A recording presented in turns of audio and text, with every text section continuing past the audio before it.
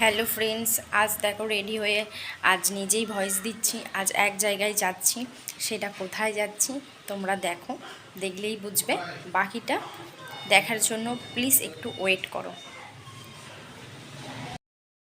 তো তারপর বন্ধুরা দেখো আমি বেরোচ্ছি, তো বেরিয়েও গেছি।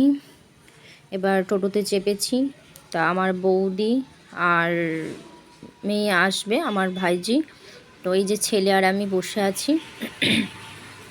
তো দেখো বন্ধুরা, বৌদি চলেও এসছে, বৌদিকে রিসিভ করে নিয়েছি। তা এখানে দাদার মেয়ে আছে, এই যে খুব ভালো মেয়ে, খুব মিষ্টি মেয়ে। ওর কথা যত বলবো ততই কম আর কি, ভীষণ ভালো, সব কিছুতেই ভালো আর কি।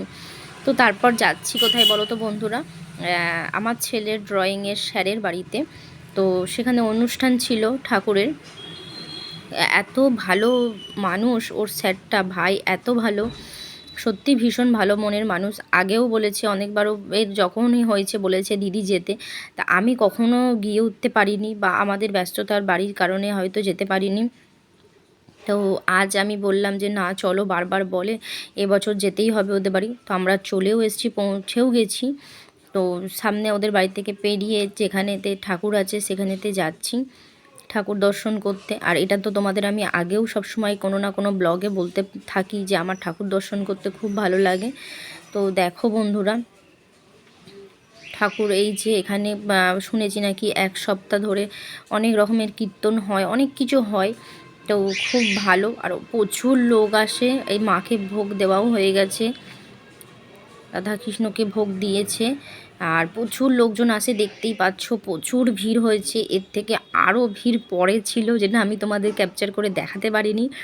তো যতটুকুনি পেরেছি তোমাদের সাথে একটু শেয়ার করেছি। তো তারপর খাওয়া দাওয়া করে ঠাকুরের ভোগ খেয়ে আমি বেরিয়েও পড়েছি। এই যে এই আমার পেছনের বাড়িটা হচ্ছে, এইটা হচ্ছে ওদের স্যারের বাড়ি। সত্যি এত ভালো মনের মানুষ ওর স্যার, আর তার ফ্যামিলি তো ভীষণ ভালো। ওর মায়ের সাথে কথা বলেও দেখেছি, ভীষণ ভালো।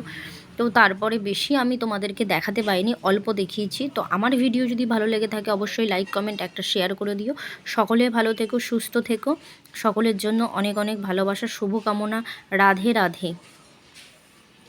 আবারও অন্য কিছু নিয়ে কখনো না কখনো আবারও আমি আসবো।